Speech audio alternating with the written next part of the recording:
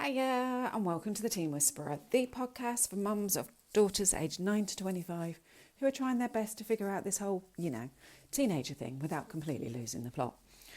I'm Rach Friedley, a parenting coach and mentor, and I help mums just like you build stronger, more connected relationships with your daughter by understanding what's really going on beneath all those behaviours. I mean, the ones, the eye rolls, the slam doors and those moments. And I'm also a mum, so 100% I get how you're feeling. So let me guess, your daughter is completely avoiding responsibility right now? Not just procrastinating, not just pushing back, she's hiding in her room 24/7. Possibly with the curtains shut. All those admin tasks like responding to someone's request, answering texts, answering emails, answering phone calls, homework, the answer, completely ignored. Chores, the things that she helps you do around the house, completely invisible. And conversations about the future, well, she either changes the subject or disappears further into her room. She's not even arguing about it. She's just waiting for it to all blow over. And you're left thinking, does she even care about any of this? Does she think everything will just fix itself? Or how is she going to manage when I'm not here to step in? But here's the truth. She cares way more than you think, but right now she's stuck in a cycle of avoidance because she feels like responsibility is too much for her right now. So today we're breaking down why she's avoiding everything and why it's not just laziness, as society, culture, education and health tell us it is, what's really happening in her brain when she hides from that responsibility, and 3 simple strategies to gently bring her out of her hiding without forcing her into that overwhelm and meltdown. So by the end of this episode, you will have practical ways to help her step up without pushing her further into shutdown. So grab a coffee, a water, a cup of tea, or let's be real, maybe something stronger depending on your day, and let's get into it. So let's talk about what's actually happening, the science of avoidance and counterwell. And as I've already said, it isn't laziness.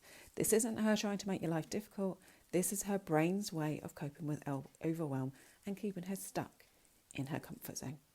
So Dr. Gordon Neufeld explains that counterwill, which is the instinct to resist being told what to do, doesn't always show up as defiance. Sometimes it shows up as disappearing, which is where the hiding is coming in. So counterwill is the emotional defensive response to a perceived control and coercion that protects our daughters from outside influence and direction to prepare the way for independence. It normally happens in the toddler years, but it also rears its head in the teenage years. It's that push-pull of her pushing you away, but also wanting your help at the same time. It leads to a hell of a lot of confusion on both parts. So when your daughter gets stuck in this counterwill, we then start pushing, then your daughter feels stuck. She puts on her brakes, which leads to her becoming more resistant, and you getting stuck in that persistence. It becomes a never-ending cycle, but the good news is you can break it. If you want more information on Gordon Neufeld, check out the show notes. So when your daughter retreats to a room, it's so easy to take it personally, but don't. Your daughter just needs some time to herself. It's knowing when that time away changes into time to hide from her responsibilities. So why does she? Why does she hide? Responsibility feels way too big, so her brain says, avoid, avoid, avoid, instead of attempt. She's afraid of failing, so she doesn't start at all. She wants to be independent, but deep down, she doesn't know how to handle it or trust herself. So how does it look? Pretending deadlines don't exist? Scrolling on her tech instead of doing anything productive and then saying, I haven't had time to do it? Dodging conversations about plans, choices or the future and constantly saying, I'll do it later. But then that later never comes. And remember, she's not choosing to be stuck. She just doesn't know how to get unstuck. So let's help her with zero pressure, but maximum support. Because when we approach behaviour change from a nervous system perspective, everything shifts. So the why, what is going on in her body, brain and heart? This is overwhelm and it's her nervous system leading the way. So what is going on? Your daughter is stuck in freeze mode. So when a task feels too big, too uncertain or too pressure-filled, her brain activates the freeze response. It's part of the fight, flight fight, flight response. So instead of fighting or running away, she literally shuts herself down. Her prefrontal cortex goes offline. So, the part of the brain responsible for decision making, emotional regulation, risk assessment, problem solving, organisation, literally loses connection when her stress is high. She wants to do the task, but her brain just won't let her. And then her energy levels drop. Avoidance isn't just mental, it's physical. So when her nervous system perceives the task as way too much, her body reduces energy output to conserve resources. That's why she retreats to her room and bed. That's why she feels tired, unmotivated, or just can't be bothered to do anything. It's not because something is wrong. Also, her heart rate and her breathing changes. So when stress takes over, her breathing becomes shallow and her heart rate increases. But instead of an adrenaline-fueled fight response, which she can then shake off, she collapses into the I can't response. She's not choosing to be stuck. Her body is keeping her stuck. So before we expect her to engage with responsibility, we need to help her nervous system shift gears. So here are 3 physiology-based steps to help right now to help her regulate and then engage. So in the morning, if she's in her room, open her curtains so as there is a gap between them that lets in light. She needs daylight into her room. This simple move helps to regulate her circadian rhythm and get her back on track. Number 2, ask her what she needs. This slight change in a question helps her to view it from her point of view rather than hearing what you think she needs, which will just set her back and lead to comments like, you just don't understand, or I don't want to lecture. And again, she shuts down. Then, when you hear what she needs, you then break it down into teeny tiny weeny steps so then she can achieve. You break it down together.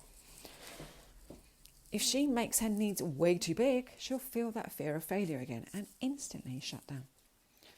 So number 3, if you can get her out of her bed, ask her to do a quick jig and do it with her.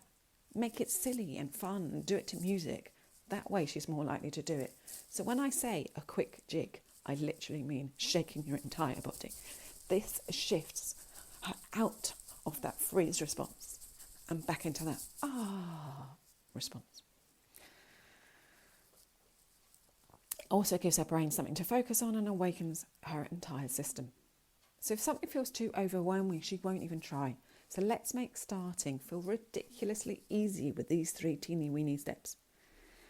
And remember, she's not avoiding you. She's avoiding that overwhelm. She's not broken. You're not failing. This is a phase, not a permanent state. So regulate first. Make the first step teeny tiny weeny. Hold space for her to step up without the force. She will resurface. She will step up. And you are the safe space she needs to figure it out.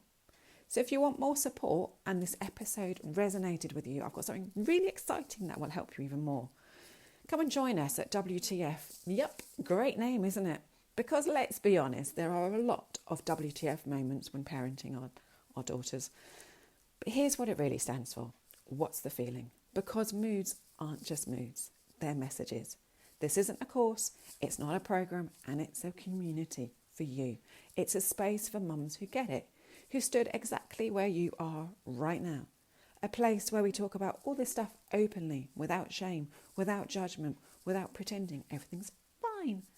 If that sounds like the support you need, come join us. The link is in the show notes. Plus, download my free guide, 5 signs your daughter isn't just being moody and what her body might be trying to tell you. And also, hit subscribe so then new episodes every week land in your feed so you can be one of the first to listen to them. So that's it. That's it for today. So stay strong, stay patient. Let's be proactive, not reactive. And know that you're doing an amazing job. See you next week. Take care. Bye-bye.